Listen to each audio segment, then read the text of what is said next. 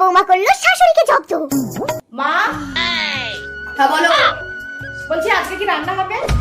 বলি তোমাকে কি রোজ রোজ বলে দিতে হবে যে কি রান্না করবে?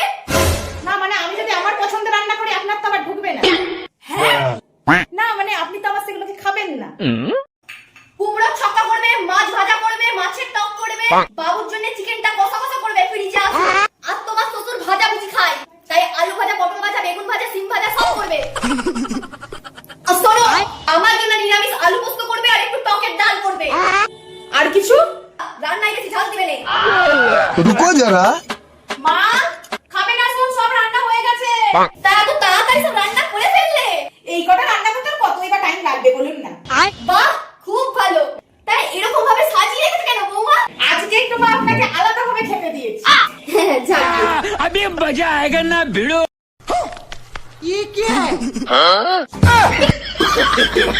No no no no। বলি আমার সাথে এটা কি মজা করা হচ্ছে? কেন মা আপনার রান্নাগুলো পছন্দ হয়নি? মাছের টক করেছি, আপনার ছেলের জন্য চিকেন কষা করেছি, বাবার জন্য কুমড়োর ছক্কাও করেছি, পছন্দ হয়নি? দুর্গা কি আমাকে 10টা হাত দিয়ে